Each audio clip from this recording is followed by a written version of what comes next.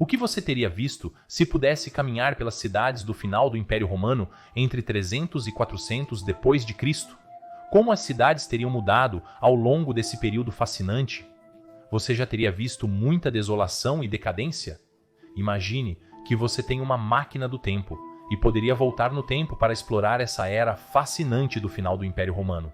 O último século, basicamente, onde tudo ainda estava mais ou menos bem antes das grandes invasões do século V começarem no início dos anos 400 depois de Cristo. Não seria fascinante ver diferentes cidades do Império Ocidental e Oriental e vê-las mudar no decorrer do último século em que o Império Romano ainda existia em sua totalidade, tanto no leste quanto no oeste? Vamos então tentar imaginar como deve ter sido caminhar por algumas das cidades mais famosas do final do Império Romano de 300 a 400 depois de Cristo.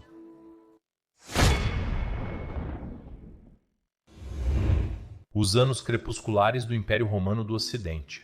Os últimos anos relativamente livres de invasões germânicas e constantes incursões bárbaras. Os últimos, eu não quero dizer anos pacíficos, porque sabemos que sempre houve constantes guerras civis. Mas, relativamente falando, comparado ao que viria depois de 401 depois de Cristo, quando Alaric e seus visigodos já começaram a invadir o Império Ocidental, devastando a província de Raetia, e nesses anos ainda sendo mantidos em xeque e derrotados pelo poderoso Flávio Stilício, o defensor de Roma. Relativamente falando, esses ainda eram bons anos de 300 a 400 depois de Cristo. Sim, havia algumas incursões ocasionais de germânicos na Gália, de tempos em tempos, mas em média, essas não aconteciam tão frequentemente e ainda eram repelidas pelas ainda poderosas forças romanas ocidentais sob imperadores como o famoso Julian ou Valentiniano I. Naqueles dias, o povo germânico ainda não tinha chance de romper a fronteira do Reno por longos períodos de tempo. Em outras partes do Império, a situação não era tão boa. Naquela época, paradoxalmente, o Império do Leste estava pior do que o Oeste. Os Balcãs haviam sido devastados pelos godos, que, após a desastrosa Batalha de Adrianópolis em 378 d.C., conseguiram se estabelecer permanentemente no Ilírico Oriental e, assim, conseguiram pressionar repetidamente os Balcãs. Esses foram tempos muito ruins para os Balcãs no Império Romano do Leste, e isso também se refletiria no estado de suas cidades e pessoas. Retornando ao Império Romano em 300 d.C., no leste, é claro, havia as constantes guerras com a Pérsia, mas de 299 a 330 d.C.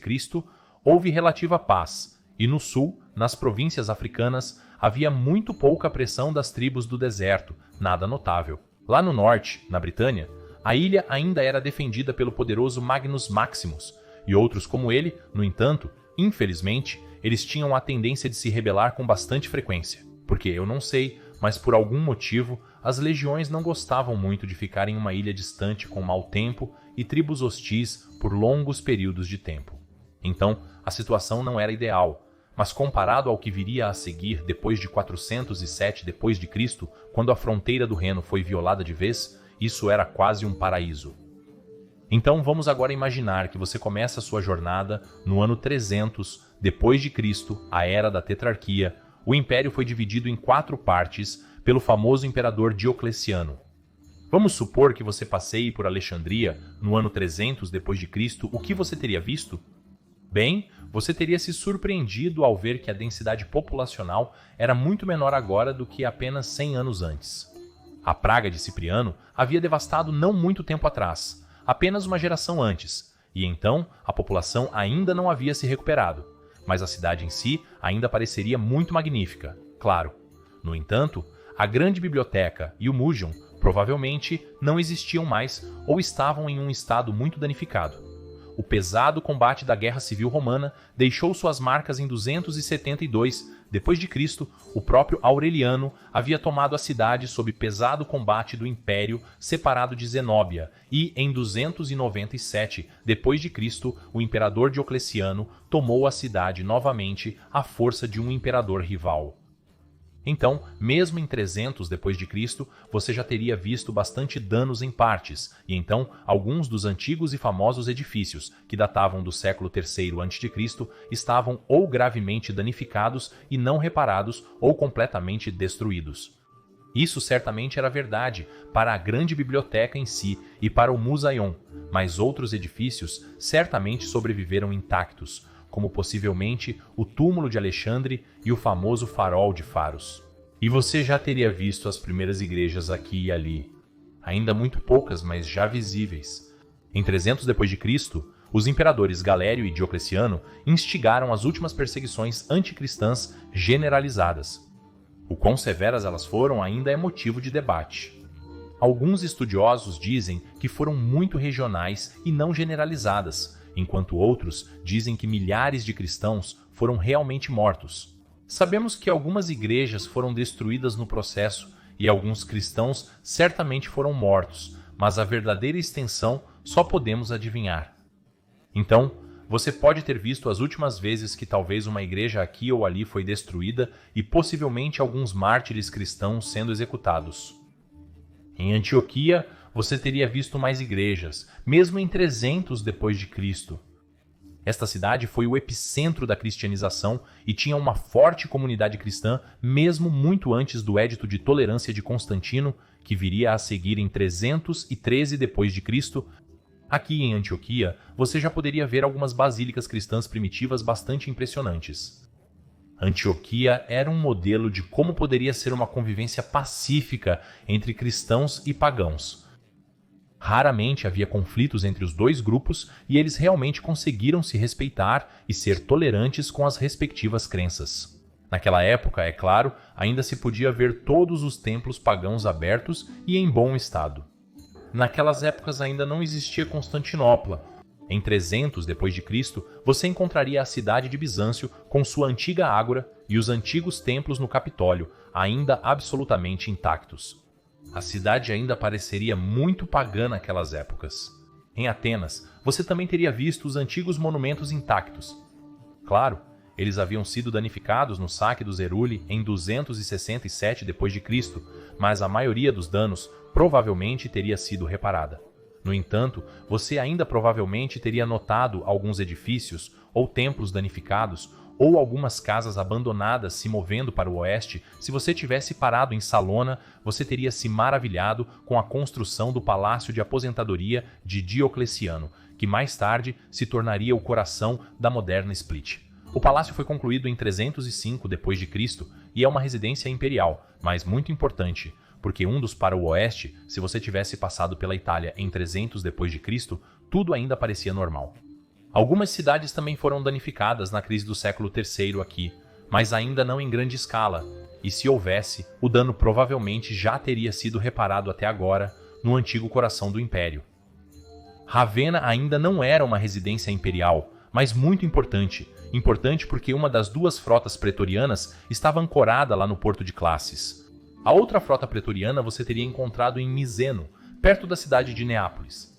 Esses foram os últimos anos em que o Oeste ainda tinha um impressionante poder naval, antes de Constantino usar as frotas para sua guerra contra Licínio, deixando assim a Itália indefesa sem um poder naval. Você teria encontrado Mediolanum, uma cidade extremamente impressionante. Naquela época, Mediolanum, a atual Milão, era a residência imperial dos imperadores romanos do Oeste. Maximiano fez de Mediolanum a sede imperial em 284 d.C. e desde então o grande palácio imperial serviu como sede dos tetrarcas. Você veria o grande circo que foi magistralmente integrado às muralhas da cidade. Você veria muitos templos antigos, anfiteatros e até jogos gladiatórios, já que ainda eram realizados naquela época. Então você continuaria ainda mais para Roma, a antiga capital do Império, que agora já tem mais de 1000 anos. Já quase havia atingido seu auge, tanto em população quanto em extensão e grandiosidade de edifícios. Maxentius construiu os últimos grandes edifícios imperiais em Roma, mas em 300 d.C. a cidade ainda não estava totalmente finalizada. A Basílica de Maxêncio, o Templo de Rômulo e alguns outros edifícios ainda estavam faltando, que Maxêncio adicionaria mais tarde. Mas mesmo assim, Roma ainda era de longe. em 300 depois de Cristo, a cidade mais impressionante do Império Romano. 1 milhão de pessoas viviam lá, e havia uma quantidade incrível de agitação nas ruas onde quer que se fosse.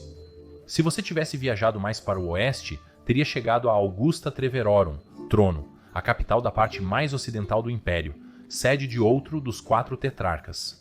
A cidade era muito impressionante naquela época, se é claro, nunca tão grande e impressionante como, por exemplo, Antioquia ou Alexandria.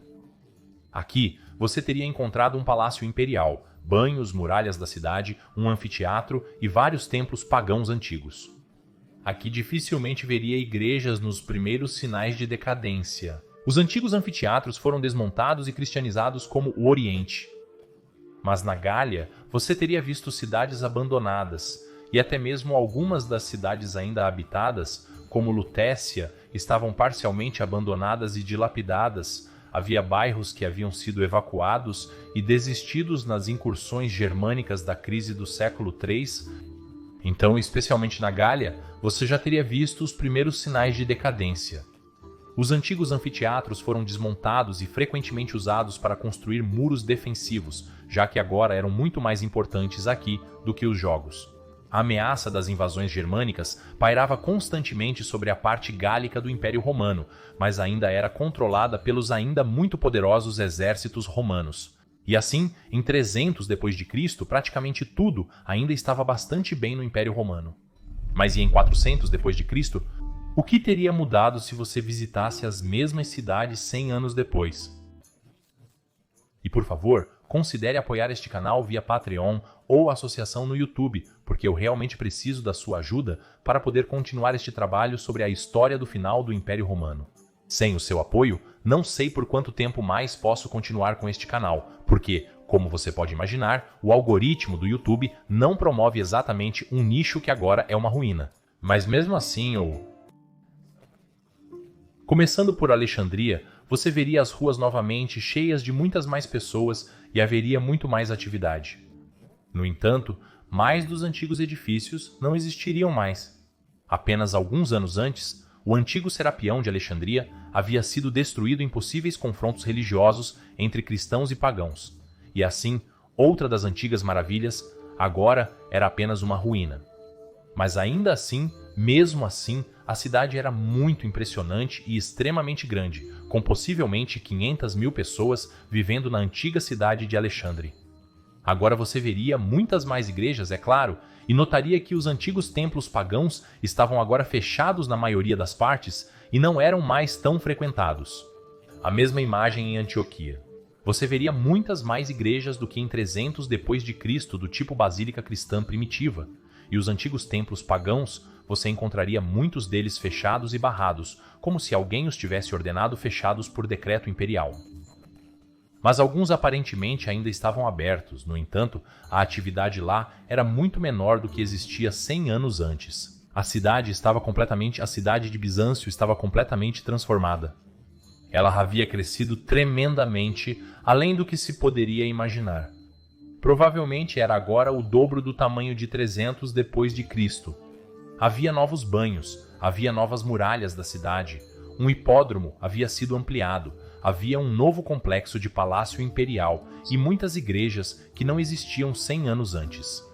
A cidade era absolutamente incrível, como uma estrela ascendente, uma nova joia do Oriente. Mas os antigos templos na Ágora você os encontraria fechados. Eram usados como depósitos e não eram bem cuidados. Você perceberia que a velhice começava a aparecer. E logo, de fato, pouco tempo depois de sua visita, em algum momento do século V, a maioria deles desapareceria, sendo reutilizada como material de construção para novos edifícios. Nos Balcãs, você encontraria uma desolação total.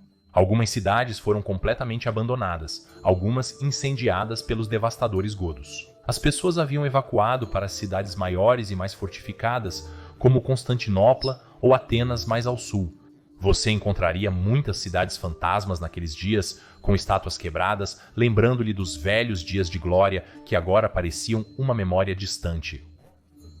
Caminhando mais para o oeste, você pararia em Salona e encontraria o palácio de Diocleciano em condição impecável.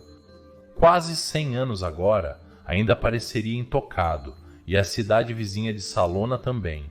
Nenhuma invasão havia ainda destruído nada aqui, e isso ainda estaria muito longe, de fato, 200 anos até que os eslavos começariam a invadir no final dos anos 500 e início dos 600. Indo mais para o oeste, em 400 d.C., você ainda encontraria Mediolanum como a sede do Império Ocidental. Aqui, o jovem Honorius residiria, protegido pelo defensor de Roma, o Magister Militum Flavius Stilicho. Todos eles residiriam no Palácio Imperial de Mediolanum. Apenas 2 anos depois, em 402 d.C., Honorius mudaria a sede imperial para Ravenna. Mediolanum parecia muito semelhante a como era em 300 d.C., mas como no resto do Império, você encontraria a mesma imagem. Muitos dos antigos templos estavam fechados, seu interior muitas vezes desprovido das antigas estátuas esplêndidas, mas em vez disso, você encontraria muitas mais basílicas cristãs por toda parte. E então você iria para Roma. Até em 400 d.C. você ficaria totalmente maravilhado.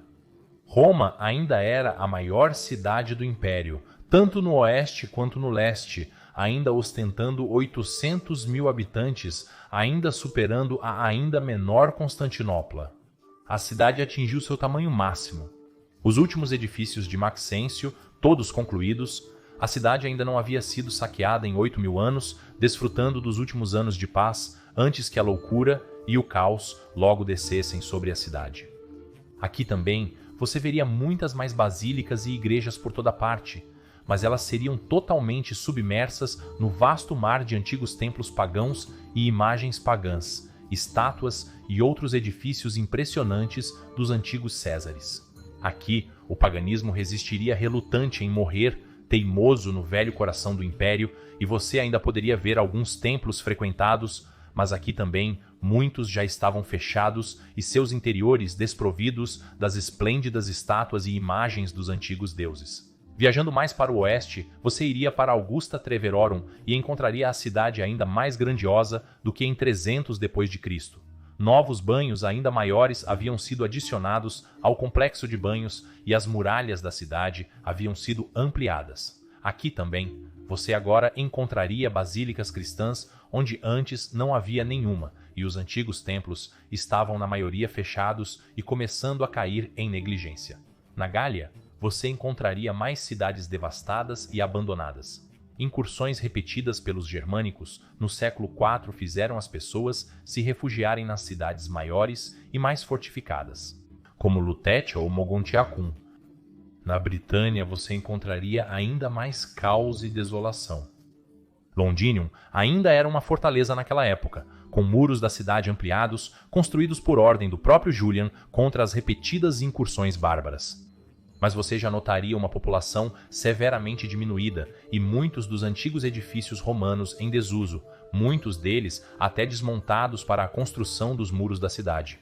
E outras partes da Britânia já haviam sido completamente abandonadas.